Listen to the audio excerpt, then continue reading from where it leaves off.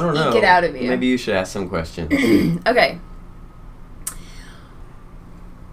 When did it start? When did what start? Your heart issue. All right, so I had a heart attack last Sunday. Which you were calling for a while. A cardiac event. Cardiac event. Yeah, because I didn't think it was a heart attack because I'm 41 years old. And I'm okay in shape. Mm-hmm. I exercise. I work out. You know? I'm like, this... Eat well? This couldn't... I ate, really well. Yeah. And, like, this couldn't be a heart attack. Right. Like, this is not happening. Right. But Sunday, over the last weekend, we went over to Asheville to the apple orchard, and we were coming back, and it was a stressful ride home. Just, family in the car, and yay, everybody's tired, and so it turns a little bit stressful. Those are fun times. Mm-hmm. And so I get home, and I was stressed, and I went to the grocery store, and I was just carrying in some groceries, and all of a sudden I feel like this, oh, something's wrong. Was it like instant, or was it gradual over? It was kind of a little gradual. Yeah. Yeah. So I'm like, okay, I need to chill out. I need to go somewhere. I was annoyed just in general. And so I kind of just go to a room and lay down, and I don't feel good at all. What were you feeling? I felt like I was getting squeezed by an anaconda, kind of all over my body. Your whole body? My whole body. Not just your chest? Not my chest. My whole body. So that, I was like, this is, what is this? I don't know what this is. Yeah, that's weird. It's not like the classic heart attack, chest pain, left arm, yeah. Whatever. It was like in my throat, in my arms, in my legs, everything, and kind of felt like this combination. I'm getting squeezed, and so like the other parts of me are like, feels like pressure against my skin from the inside. So I kind of deal with it. Like, I don't know what this is. Is this high blood pressure? I don't know. I just need to chill out and, like, walk it off. Just wait it out. Of course you do. So this goes on. You're literally dying, and you're like, I'm just going to walk it off. This goes on, like, all night. I didn't go to the hospital all night long, and this is going on. I can't sleep. Ada's pretty worried. She has her clothes on. She's like, we should really go to the hospital. I'm like, I'm okay. It'll pass. I just need to fall asleep. And so finally, I don't know what time I fall asleep, and I wake up in the morning. I feel a little bit better, but I still don't feel great. I don't feel good at all. It's a different bad feeling. So then you do what every normal person does when they're having a heart attack, and you come to work. Mm-hmm. I came to work. That's right. Friends, this is what we're dealing with. But I'm 41 years old in good health, yeah. And like, I'm like, this, it's just something. I don't know what this is. It wasn't in your head as a possibility. Not at all. Yeah. Not at all. So, Ada that morning before we left, she's like, can you just go check it out? And I'm like, okay, And then I get into work, and then you're like, you should go check it out. And I'm like, okay, whatever. So I go to urgent care. This is kind of a funny story. I go to urgent care, and because like it's a little bit cheaper on our insurance. So I go in there, and the dude runs some tests. He's like, we'll run some tests, and we'll get back to you. So they ran some tests. Was it blood tests? Yeah, blood tests, and then like an EKG or whatever. And then they come back, and the doctor or like the physician's assistant comes back, and he sits down, and he's like, did you drive yourself here today? Do you have anybody here with you today? And I'm like, oh crap. And he's like, we got your blood test back, and I believe you are currently still having a heart attack. You are in heart attack still. You need to go to the emergency room immediately. Like, I'm going to call you an ambulance. And I'm like, no, don't call me an ambulance. I'm not getting in the back of an ambulance. Yeah. I'll drive myself to the emergency room. It was just far. Yeah. It wasn't far. So I get the emergency room, and it's funny. I know the code word for emergency rooms now, if you ever want to know. I get in there, and it's not very busy, and the women are like talking, and they're showing each other something in some box. Like, I don't know, somebody bought something, they're showing. And I'm standing there for a minute, and I hand them some paperwork, and they're like, what's the matter? And I'm like, I think I'm having a heart attack. And immediately they're like, okay, you're going back. And they go back, and everybody's doing this, and everything goes into action, and the doctors come by, and 4 nurses stick needles in me. Is that when you were like, oh? Nope, I'm still not like that. I'm still like, y'all are overreacting. I'm fine. And so, So apparently there's some chemical that the heart releases when it's under stress, and that's what they're picking up. That's like in the blood that they're picking up, and that over a couple is still rising. So like they're like this is super high. Yeah, like this is super high. This is still rising. So they're basically like, all right. So what we need to do is we need to admit you and do a heart catheterization. And I'm like, what? You're crazy. Yeah. Like I'm fine. I went to work this morning. I'm fine. Just like. Okay, so then I started asking questions about insurance because, like, I don't want this to, like, bankrupt me. Yeah. Because, like, now, and this is America, where... #America. If you get sick, you can lose everything you own. Yep. So I'm like, okay, before I agree to anything, I want somebody to check on my insurance, call my insurance. I want the administration here to make sure exactly how much this is going to cost me. So you were willing to walk out of there? Absolutely. If it was going to cost me like $50,000, I would have walked out of there. Absolutely, I would have. So anyway, and then the doctor comes in. He's a young guy. He's cool. He's like, we really need to get in there. And I'm like, okay. So if you get in there and you don't find anything, you don't have to put in anything, like any stents or anything, right? He's like, yeah, we promise. If we don't find anything. I'm like, okay, cool. So I feel good about that. I'm like, you won't find anything. So, you're still like, you still are focused on your exit plan. Yeah. I'm like I need to get out of here. I got to get back to work. My kids have online school. Like, what's Yeah, got to make dinner. Yeah, like things to do. Mm-hmm. And so, I get in there. I have to spend the night because they won't let me do the heart cath. I mean, they're just scheduling. So I got to spend one night. They get me in the next morning, and again, I told the cardiologist who's going to do surgery, I'm like, so if you don't find anything, like if I'm good, you don't put a stent in, right? I get to go home, we're solid. And he's like, yeah, sure.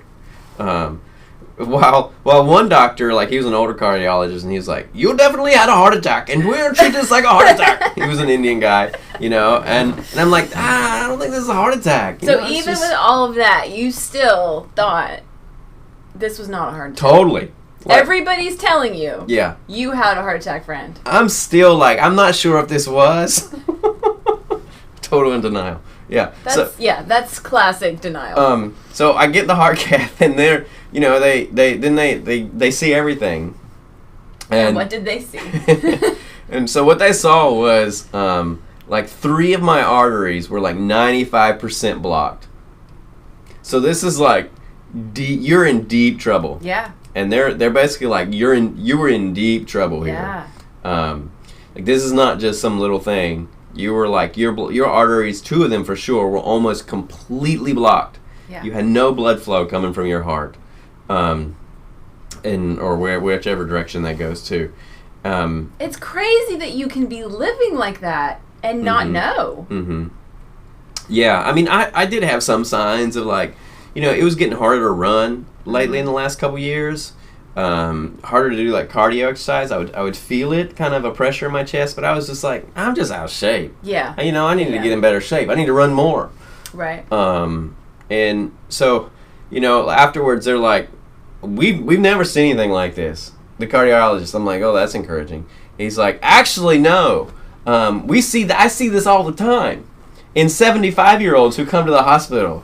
And I'm like, Dad, thanks, Doc. That's great to hear. Pat myself on the back really for that encouraging achievement. there. So you're basically saying my heart's 75 years old. Awesome. Not anymore. Well, no, not anymore. So they did the heart caths. They opened me up, I guess. I'm on all the medication now. All of it. Yeah. Everyone. All of them. Yeah. There's like a UPS truck that comes by every morning. Gives you boxes. Boxes. Of meds. Mm-hmm. And, yeah. So here we are. Wow. It was, I have this tendency to downplay everything. What? To seriousness, to downplay the seriousness of everything. So I never noticed that. But it was serious. Yeah. Like it was really serious, and I mean, like what they said was like, if you're really fortunate this happened now because the kind of the where your heart was. If you'd waited, if this hadn't happened now, maybe a couple years later, you could have just died. Yeah. You could have just like had this same event and just fallen over dead. Right, or you'd be in like a bypass situation. Yeah, I mean he did say the bypass was thrown around. Yeah. In there, Which is a huge deal. Yeah. such a different surgery. Yeah, like open you up, Yeah. crack you open, break your ribs. Ugh, why'd you say that? Like crab. So how do you feel now? I generally feel fine. It's been how long since you had it done? A week and a half. I mean, a little over a week since I had the surgery. Over a week, yeah. I mean, so, I'm so young for usually this happens to older people who, probably are not in maybe not as good a shape as I am. So, or just as generally active. Yeah. So I feel fine. Like I'm back to doing almost everything. I just can't lift much right now, but like I feel fine. I can do things and I feel good. Yeah. And so maybe I'm younger and whatever, but yeah, just a really weird sort of experience to encounter so young. I mean, like I'm that guy now. I'm like that guy. You're the person that we're all gonna tell Yes. stories about. We'll be like, Yeah. oh my gosh, I had this coworker who had a heart attack when he was 41. Yeah. Great. He was Thanks, healthy. everybody. He drank celery juice and he still had a heart attack. Thanks. Wonderful. That's awesome, though. You've given us a gift. Yeah. Of So a everybody, delightful I'm your story. token story now, everybody. Woo. You should take care of yourself because I knew this guy who at 41 almost died. Almost died, you guys. Yeah. So great. Here you go. You did almost die, but you were like, I'm fine. I'm fine. What's gonna happen when you're actually dying? I'm fine. Until you're actually And then dead. I'm dead. Be like, you guys, chill out. I'm fine. I'm fine. And then everybody can say, I told him. Yeah. I told him. Yeah. Isn't that great? You can have some more ammunition. You'll have the last word, though. Yeah, like I'm dead. Yeah. So that's me. That was my last week and a half. Wow. Cool, great. I mean, the hospital people the nurses were great. I was over at Wake Med on Newbern, and they were fantastic. Everybody took such great care of me. So Good. I was thankful for that. But I don't, of course, I hate the thought of a hospital. Yeah. And being in a hospital. Yeah. No one enjoys their hospital stay. Yeah. Although I got to drink ginger ale, and I enjoyed that. I don't usually drink ginger ale, but ironically in the hospital I drink ginger ale. I drink soda, and I'm like, they're like, can we get you anything, Jason? I'm like, I'll take another ginger ale. That's your little hospital treat. Yeah, it was a hospital treat. Yeah. So here we are. Well, good for you. We're glad you're alive. I think I speak for everyone. I don't know. I think there's a couple people watching who are like, dang it! We thought we were rid of that guy. You're still here. Yeah, I'm here. Well, obviously, it's going to take a lot to get rid of you, isn't it? Yeah, obviously. Yeah. Yeah. So I'll be around for a while. You're tough. And I got my arteries got cleaned out now. Yeah, so I'm you're like, good. I really thought of man, I felt really good most of the time. Yeah. And I had a ton of energy with completely blocked up arteries. So I'm like, give you a month. hey, We'll what's see this going to be like with open arteries? You might have a euphoria once you feel completely Maybe. because you'll feel so much different. Or maybe I'll be so annoying to everybody around me because I'll be like, we got to do this, we got to do this, we got to do this. Come on, y'all, come on. Who will that be most annoying to? I don't know. I think I might have a lot of more work in my future. I mean, who knows? Who knows? It's okay. Yeah. It's good. Yeah. We'll have lots of good church ideas. Yeah, cool. So, there we are. There we are. Everybody's up to date on the Jason Butler heart saga. Mm-hmm. And what a saga it was. Yeah. So, just wanted to update y'all, give you the story. So, if I see you in So passing. when he was like, "You're hot," what did you say on your post? You were like, "Had a small little thing happen. I'm fine." Mm-hmm. Yeah, I downplayed it for sure. Just a little. Yeah. I mean, I really don't want people to worry. Totally. Because you don't need to worry. I would have done the same thing. I'm okay. Yeah. So, don't worry about me. But now that you're better, it's okay to tell the story. Yeah. So I'm here, you see me, now I can tell you the inside, the real story. The scoop. The scoop of what happened. Yeah. Yeah, cool. There we are. I'm sure that you all have similar stories, and y'all can relate to heart events or other health issues. I think our bodies are so much more fragile than we think they are. Mine's not, obviously. Obviously, yours is not. But I mean, even like, you know, you'll be riding your bike and fall and like dislocate your elbow and have to have 3 surgeries on it. You know, like we sort of consider ourselves invincible in some ways. Yeah. My many of y'all know my mom died 2 years ago. They didn't know exactly, but it was some heart thing. And now you know. And now I totally know. And I'm like my mom, and I know exactly what happened. Yeah. Like literally, my mom died. She was a nurse. She was sitting in her car between shifts, taking a nap in the hospital parking lot.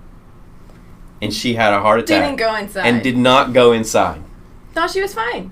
And I know now exactly how she felt. Yeah. She's probably having something very similar and thought, it's okay, it's no big deal, it will pass. I just need to sleep it off. Yeah. And, you know, so for y'all out there, don't be like me. Don't be like my mom. You know, if you feel something, go get it checked out. It's hard with our medical system. It's I always hard think with about our insurance. It's really, really hard. I think about that all the time. Whenever I'm like climbing a ladder or doing something on my roof, and I'm always like, I tell everybody, do not call an ambulance. I don't want to get a charge for that. Just throw me in the back of your truck if I fall off. Throw you. And just, we'll get ourselves there. Don't worry about it. Do not call an ambulance. Yeah.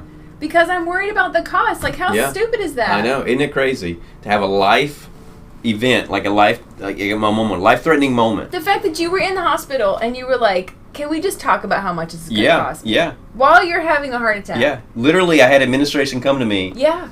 And like, okay, tell me how much this is going to cost. But that's what we have to do. That's what everybody has to do. We're constantly like valuing our lives versus how much it's going to cost us. Yeah. And that, like, what that will do to our lives. Yeah, because, like, that's my kids. Yeah. And that's my kids' well-being. And everybody's like, well, if you're not alive, that's what the doctors are saying. Well, if you're not alive, then what's going to happen to your kids? Well, okay, well, they're going to get, like, $1 million of life insurance. So, like, okay, you know, this is... They might be fine. It's awful that we have to think about ourselves in that way. Yeah. Am I valuable enough to get care that I need? Yeah. I mean, we had to think about that. Charlie broke his hand one time, and he was really little, and it was a Sunday, of course, and so the regular doctor wasn't open. We weren't really sure if it was broken, but we were almost sure. And so we were sitting there in the parking lot of the hospital. He's screaming in the back seat, and all the other kids are crying because he's crying. Yeah. And we're like, do we do this because we know how much an emergency room visit costs for us, or do we wait a day, wrap his hand up, ice it, and take him to our regular doctor or an urgent care or something? Yeah. And we ended up going to the hospital because I was in my mom mode and I needed him to be seen. Yeah. But it's ridiculous that we had to have the conversation. It is ridiculous. Yep. And that's like what I know, like every single person, like most people are having that conversation. Every day. Every single day about their health. Yes. And we're all so unhealthy as Americans. Yeah. I mean, we are the most, I would say, one of the most unhealthy societies. Yeah. Just health-wise, you know. And because we can't afford to get care. Right. We're scared to death to get care. Yeah. Because we're like, man, am I going to lose my house? Yeah. Am I going to suffer like more? My kid's going to suffer? Like what in the world is happening? Yeah. I mean, you can't get help for addiction a lot of times. You can't get you can't get mental health help. Yeah. And so a lot of things that you feel like you can just live with, like I'm okay. If it's not like a bone sticking out of your arm, then we try to deal with it. And it affects us, it affects everybody around us because then that we can't get help for. And everybody says, even though we all live in the same society, everyone's like, well, go get help. Yeah. And you're like, how? Yeah. I can't afford it. Yeah. I literally can't afford it. Yeah. And I mean, a lot of those people that say go, they're in the same boat. They're in the same situation. Yeah. Somebody else is telling them, you should go. Yeah. Like, we just know that we should, like, we know deeply, you should go. Yeah. So we'll tell other people. But when it comes to us, we're like, oh, I can tough this out. Yeah. Maybe it's not that bad. Right. And then we're just sick all the time. Yeah, and then we die. Right. Yeah, and so like absolutely, like I'm all for like I'm not a socialist, whatever, you know. I think all this is ridiculous socialist capitalism, whatever. But like I am for giving everybody insurance, like some situation where every person can have insurance. But it's so yeah. But I don't know why we can't figure that out. We can't figure anything out as a society. We can't. Whatever. I understand, but yeah, it's tough. It's tough. So as we go on a better note, we devolve here. One of the pieces of lectionary text this week is from Philippians, and I've been thinking about it a little bit because like it's really easy to I don't know about you, but I tend to think about all the bad things.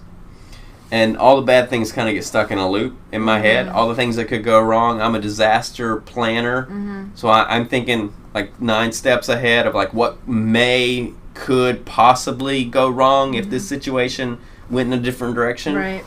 But I get stuck in those loops, those negative sort of loops. And I love what Philippians said here. It says, finally, friends, whatever is true, whatever is noble, whatever is right, whatever is pure, whatever is lovely, whatever is admirable, if anything is excellent or praiseworthy, think about such things.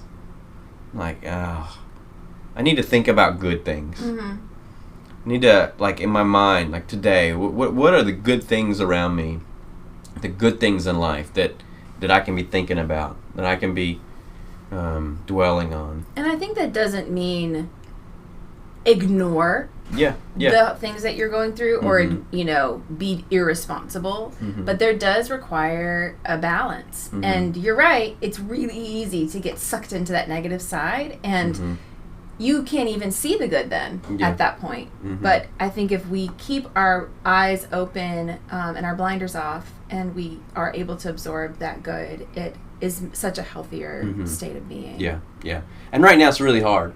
Because like everywhere we look, it's just negative, bad news about that people or that person or that party or whatever. It's really hard everywhere you turn right now.